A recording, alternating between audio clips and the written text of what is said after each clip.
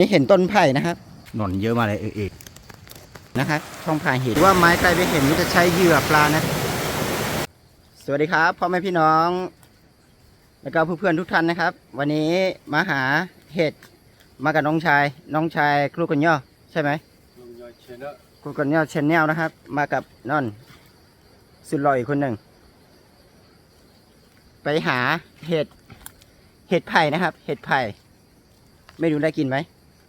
เราจะไปหาหน่อไม้อีก2-3อันนะครับว่าทอกจิเราบุยไงขึ้นเขาเหนื่อยมาเลยดึงแน่นน้ำตัวมีน้องใหม่ตัวหนึ่งมีลากูพาโดนเหรอน้องใหม่ตัวหนึ่งนี่นะครับไปหาไม่รู้ได้กินไม่รู้ได้กินเห็ดไหมเดี๋ยวรอชมดูนะครับ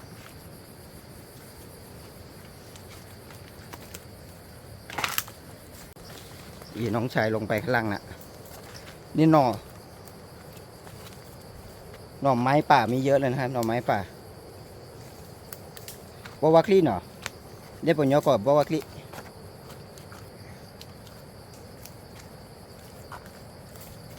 นี่บวาคลีทอดเลยอีบวาคลีเราดูเนาะ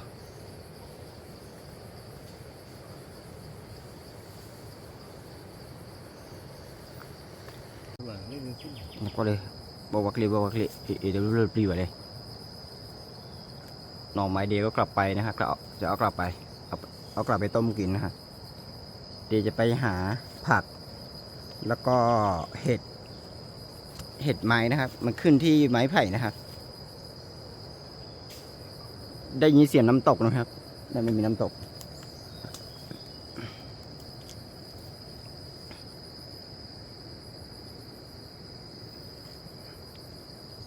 โอ้บัวคลีดอนดูหนูกันดิ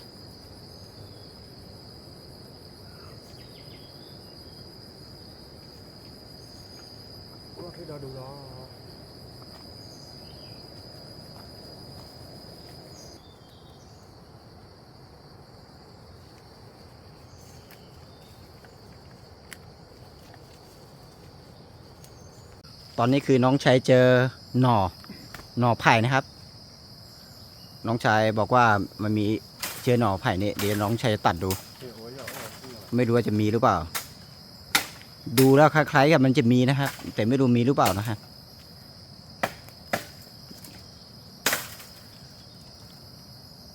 นี่น้องชายตัดอะ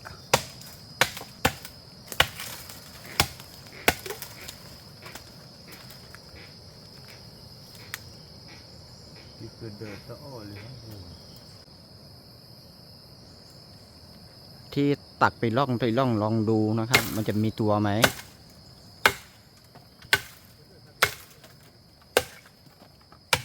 เก็บโพเนี่ยอะไรเก็บเนี่ยก่อน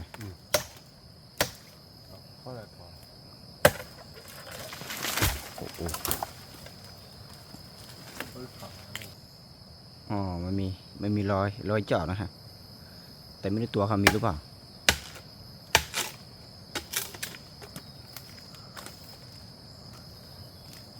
คือว่าเราโลเล่นนี่นะครับอันนี้คือดูมีรอยเจาะนะครับดูนี่ขี้นั่นอันนี้ขี้มันล้วนๆนะครับขี้หนอนตอนนี้เจอแล้วนะครับไม่จะบอกนะอ๋อเมื่อก่อนเราพูดโอ้นะโอ้ตาพลานเนาะเมื่อกี้คือตัดด้านบนไม่มีนะครับเขาลงเจาะมันเจาะแต่ละชั้นแล้วก็มาลงมาอยู่ข้างล่างนะครับ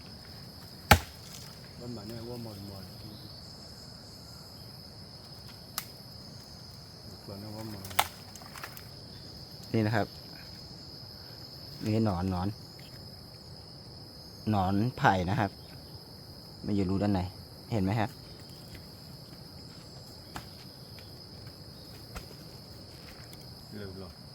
เขาเราโคเรียมันขึ้นไปด้านบนอ่ะ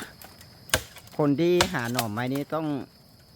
รู้วิธีหานะครับถ้าไม่รู้วิธีหาทั้งวันตัดไม้หมดไป10-20ก็หาไม่เจอนะครับ มันก็มีกลอเล็กพันละวิเลย ทอดบุหรี่ดิได้ทอดบุหรี่ดิเนี่ยอันนี้คือต้องใส่ในกระบอกนะครับคือที่เก็บธรรมชาตินะครับ ถ้าใส่ในที่มันไม่ตายนะครับ แต่อย่าไปใส่เยอะใส่พอดีพอดี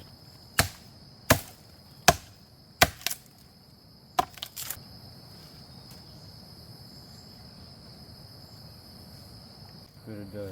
มุกว่าฉันแล้วนะ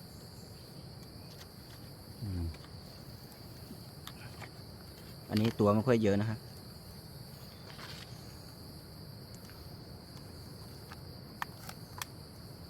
เอาไปคั่วหรือว่าไปทอดอร่อยมากนะครับ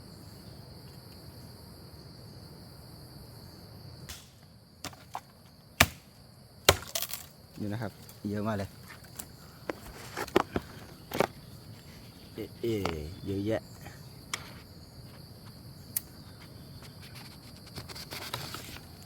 แต่นี่น้องชายเอามือลวนเข้าไปครับเห็นรูไหมเนี่ยรูที่มันเจาะนั่นแหละเห็นไหมครับพ่อแม่พี่น้องดูมันขึ้นมาแล้วดูมันเจาะรูขนาดขึ้นมามันลงมากินน้ำหรือเปล่าไม่ได้ตัวเบลอเลยตัวตัวละตัวใหญ่นั่นแหละอ้วนมากเลยบอปลี่นะบูเนี่ยกว่าเลย ว่าเปลี่ยนกันเลยเรื่องบุ ทอดตัวระเบิดได้ เอาก็หาแล้วเลยนะว่าเปลี่ยนกันตัว โอ้ไปละโอ้เลือดตาบูดเลยกินเลย ดูนะครับเมื่อกี้หั่นหน่อเสร็จแล้วนะครับ เดี๋ยวก็จะไปดูนะต่อจะไปดูข้างหน้าต่อเดี๋ยวจะไปหาเห็ดไผ่ด้วยแล้วก็หน่อไผ่นั่นต่อนะครับเดี๋ยวไปดูข้างหน้าต่อว่าจะได้กินอีกไหมถ้าได้กินเยอะก็ดีครับไม่รู้ว่าจะมีเยอะหรือเปล่า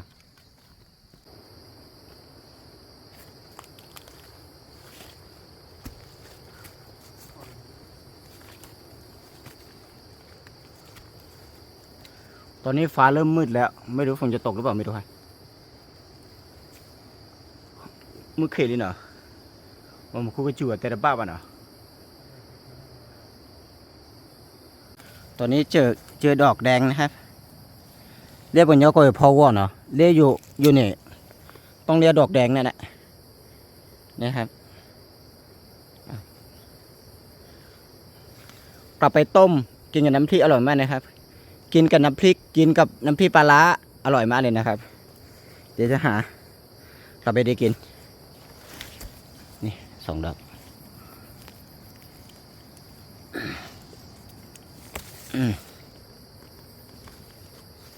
นั่นมันมีอะไรดอกนั่น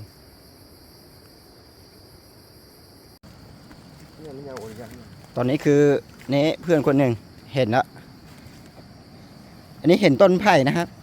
อันนี้ต้นไผ่เก่าๆที่ตายแล้วอ่ะเห็นจะคือต้นลาดนี้นะครับอันนี้เห็ดมีเยอะเลยเดี๋ยวจะไปดูข้างหน้าต่อว่ามีเยอะกว่านี้ไหมเล่นยาอะไรก็เบาเราแน่นอนเลยแน่นอนมีอยู่ดีนะครับพ่อแม่พี่น้องเห็ดเยอะเลยนะครับเห็ดเยอะเลยมาขึ้นมาดูใกล้ๆนี่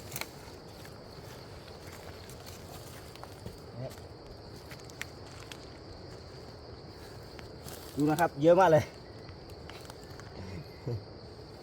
เปิดเต๋อ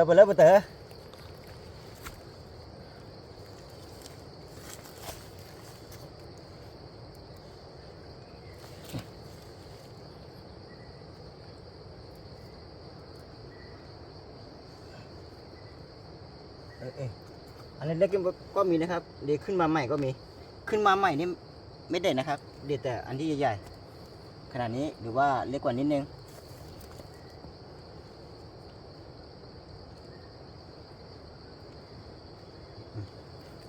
ดอดดุ้งอะไรเนาะ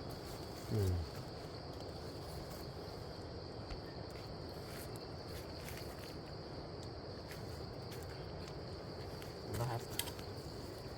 นี่น่ากินไหมครับเดี๋ยวไปต้มกิน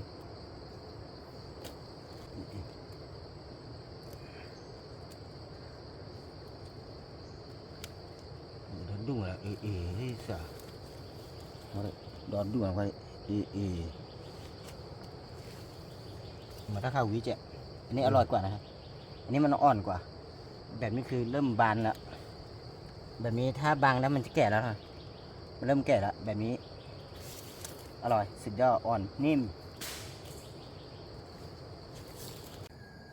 นี่เต่าทองนะครับเต่าทองอันนี้เดี๋ยวจะปล่อยนะฮะดูได้สวยงามบ้านเลยตีน้องใช้ตัดไม้ไผ่จะใส่หนอนนะครับหนอนไม้หนอนที่อยู่ในไม้ไผ่นะครับเดี๋ยวเราชมดูว่าจะได้กินเพิ่มไหมเดี๋ยวจะตัดอันนี้2 ต้น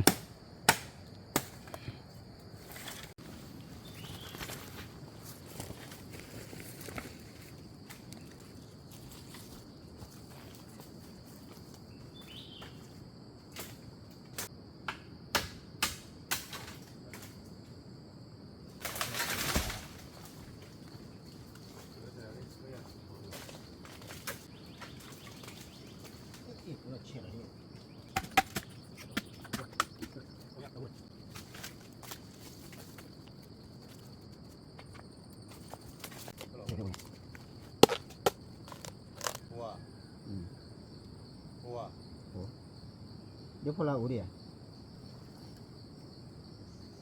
ใส่ลงไปด้านในเนี่ยครับนอน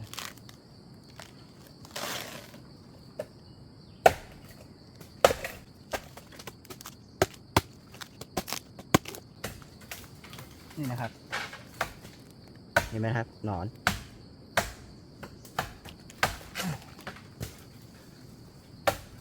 อันนี้นี่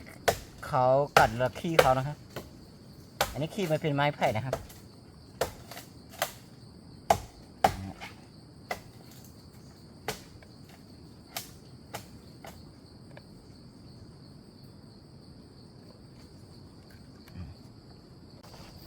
นี่เห็ดไผ่นะครับดูเห็ดไผ่สวยมากเลย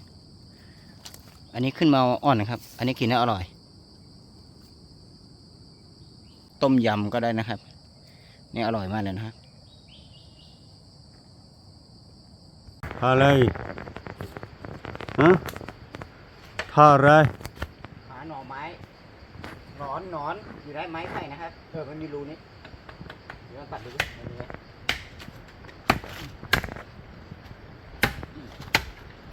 มันมีน้ำอ่ะเมื่อกี้ไปหาเห็ดเสร็จแล้วตอนนี้มาหาหน่อไม้ต่อมันมีรูมันมีตัว มันจะเตออ้อเลยหัวฮะเตออ้อหัวที่นี่เตอว่าหรือจะเปล่าเตอว่าอะไรเตอทอมก็เป็นเนาะแต่ว่าวันกลอเซวะหลบบ้านเนาะลงโอเค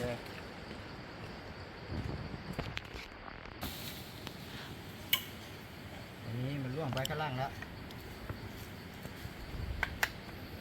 ไปลงไปดูจะได้กินหนอนไหมมาดูนี่ลูกมาแล้วด้วยนี่เยอะเลยครับนี่นอนเยอะเลยนี่เดี๋ยวให้ดูนี่เห็นไหมเดินเรื่อยๆได้โอ้เราก็พอแล้วเลยแล้วก็บอกแล้วโอ้เราก็พอแล้วโอเคหาเราเลย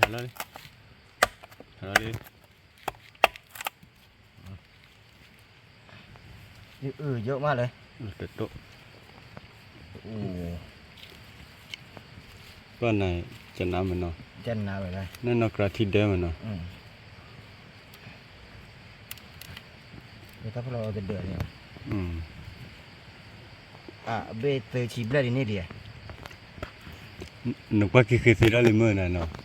ก็ตีพันนี้แหละเนาะก็ตีเอาไว้เมื่อกี้เลยที่เดิมเมื่อกี้เจ้าผมว่าคือเจนน้ำผมว่าก็บ่เอวอย่างเนาะนี่เดียโอทีนี่ดิทีนี่ลิเนาะอะไรถ้าเราก็อุดมถ้าเราปลูกผ้ามึงนะว่าเราพูดได้ว่าเราพูดเลือดเท่าเดียวเลยว่าทอดกุ้ยเนาะเพราะว่ามันก็สะอาดได้แล้วมีว่าไปว่าก็ได้ถ้าได้ข้าวอุบ ไม้แต่ละตัวอ้วนมากเลยครับดูนี่อ้วนจำมั่ม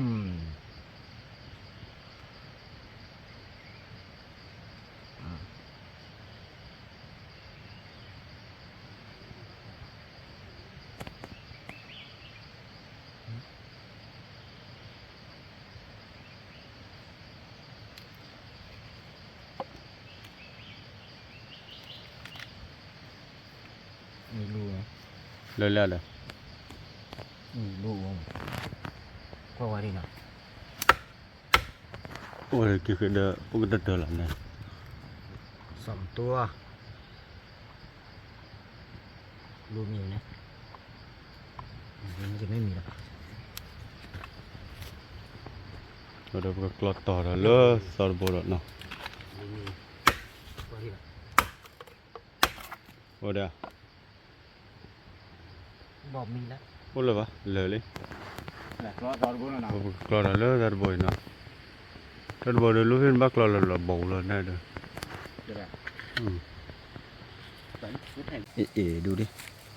หนอนเยอะมากเลยอันนี้เยอะมากเลยเยอะจริง สุดยอดมากเลยนะ กี่อันเนี่ย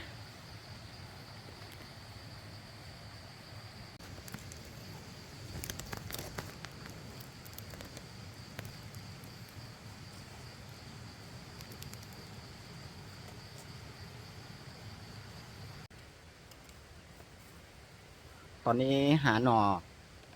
อไม้แล้วก็หนอนนะครับหนอนในไม้ไผ่นะครับ เสร็จแล้วหาเห็ดก็เสร็จแล้วเดี๋ยวกลับไปที่กระท่อมแล้วในเมื่อการเดินกลับไปมันจะต้องหาผัก2-3 ยอดไว้ไม่รู้ได้กิน ไม่รู้เจอผักอะไรเดี๋ยวรอชมดูนะครับไปน้องชายนี่หนอนนี่ต้องใส่ในกระบอกไม้ไผ่เนี่ยครับถ้าไม่ใส่แบบนี้มันจะตายนะเมเน่20 พอเลยเชื่อวิว ต้องใส่แบบนี้เนี่ยกระบอกไม้ไผ่แบบนี้เป็นแบบนี้นะต้องเอาเล็กกว่านี้ถ้าใหญ่กว่านี้คือ ไม่ไหวมันหนักเนี่ยได้เห็ดเยอะเลยฮะเห็ดก็ได้เยอะเลยเดี๋ยวกลับไปที่กระท่อมละดูน้ำไหลนะครับน้ำไหลช่องพาหินนะครับช่องพาหินดูดิก้อนเห็นแต่ละก้อนนี่เบลเลอร์เลยนะ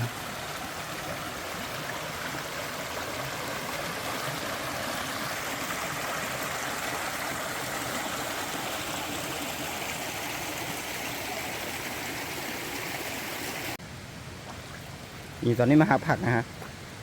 ผักนี้เขาเรียกว่าผักอะไรนะพอลืมไปนะครับ ผักอะไรไม่รู้ถ้าคนไหนรู้ช่วยคอมเมนต์ใต้คลิปนะฮะนั่นแหละไปต้มก็ได้เอาไปผักกับน้ำมันหอยก็ได้นะครับ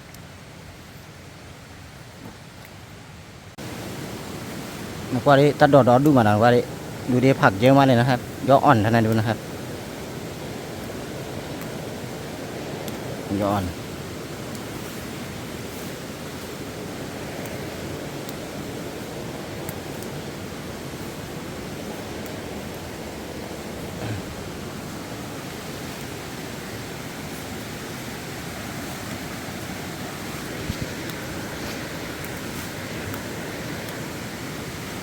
คนไทยเรียกว่าผักอะไรไม่รู้นะครับเดี๋ยวคนไหนรู้ช่วยคอมเมนต์ใต้คลิปนะคะขอบคุณครับ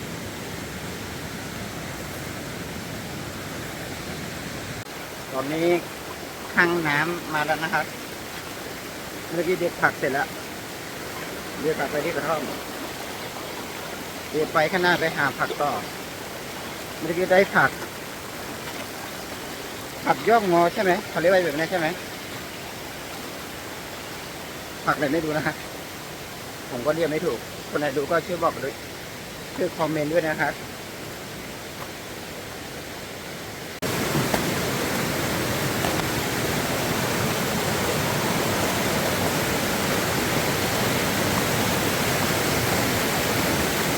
ที่นี่น้ำไหลสวยงามมากเลย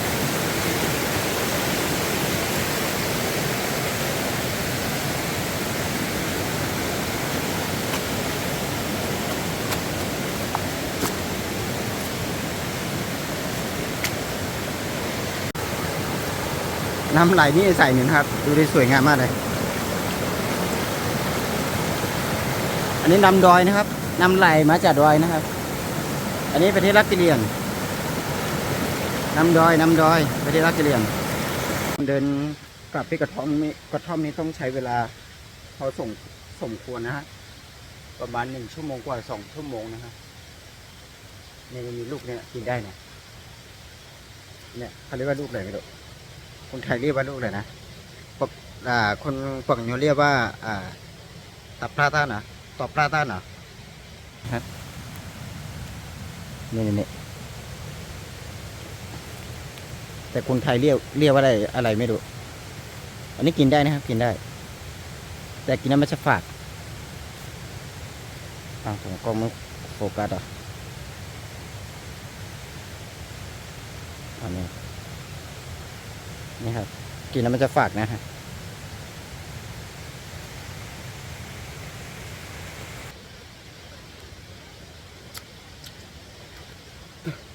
รสชาติมันจะออกเปรี้ยวฝาดนะครับเพราะยังไม่สุกถ้าสุกแล้วมันจะหวานรสชาติจะออกหวาน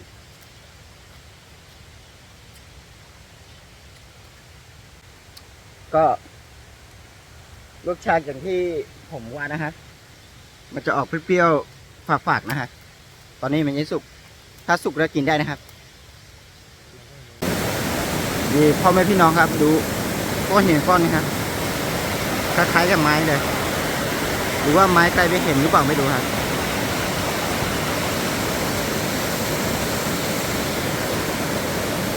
ดูน้ำนี่สวยมากเลยครับ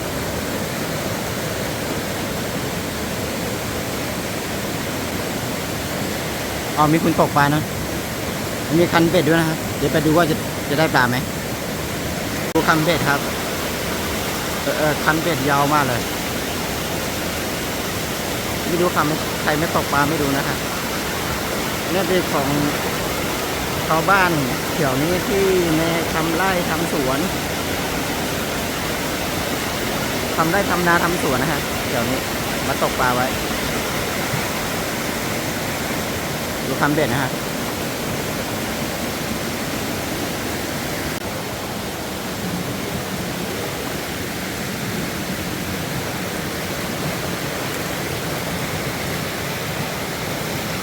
น่าจะใช้เหยื่อปลาแน่ๆเลยฮะปลาตายแล้ว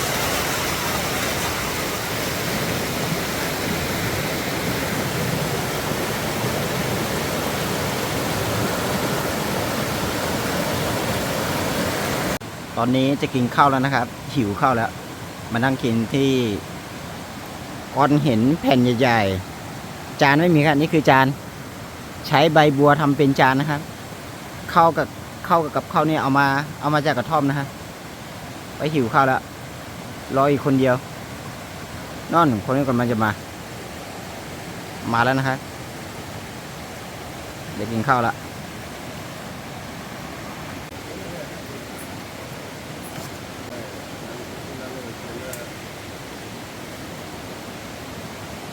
โอเคนี่ครับพ่อแม่พี่น้องกับข้าวอร่อยมากกินข้าวที่ปลาอร่อยจริงๆโอ้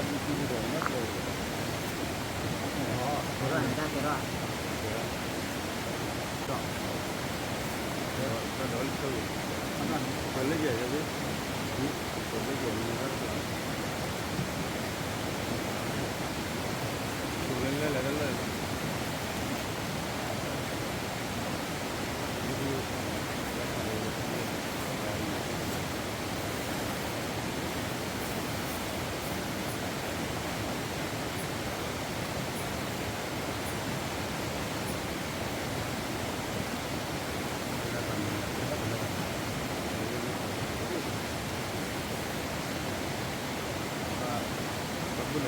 เจ๋งนี่ผักนะครับผักธรรมชาติเด็กมาเมื่อกี้เด็กในป่านะครับตอนนี้จะกินข้าวที่ท่าน้ำนี่ยังไงอร่อยใช่ไหม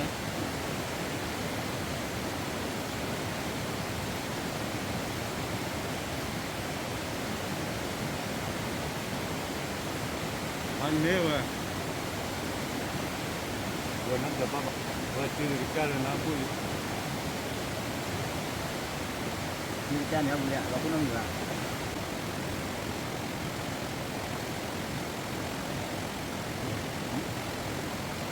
พอละพอละเช็คหลักก็รู้ว่าผมเมื่อวันที่ว่าลูกผมมอนเดี๋ยวnhá kéo về luôn bây giờ nhau quý ra kìa đấy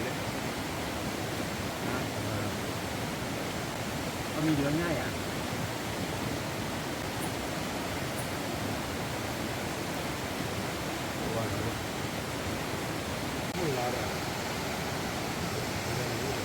rồi đó ở đây lý đồ vòn nào ta là được phần đấy nàyหัวโคเล่ตะโกนได้ดอดเล่ๆเนาะแต่ละเรื่องเจอคู่กับลูกหลานเนาะ rồi đó ở lý nào kỳ khao xí lẹo nàoว่าจะอยู่ด้วยพันนี้เราพูดเนาะ ตอนนี้คือกินข้าวกินน้ำเสร็จแล้วนะครับเดี๋ยวจะกลับไปบ้านละกลับไปกระท่อมคือวันยังไงถ้าชอบวิดีโอนี้ช่วยกดไลค์กดแชร์กด Subscribe ด้วยนะครับพ่อแม่พี่น้องทุกคนแล้วก็นี้น้องชายคนนี้มันมี YouTube ของเขาชื่ออะไรนะโปรบิชชแนลนะครับคนที่ติดตาม YouTube ผมแล้วก็ช่วยติดตามน้องชายด้วยนะครับได้สุดหล่อเนี่ยเพื่อนสุดหล่อนะครับขอบผมที่รับชมนะครับคนที่รับชมขอให้มีสุขภาพร่างกายแข็งแรงขอบคุณครับตับเรือชูเกตวันเดครับสวัสดีครับบ๊ายบาย See you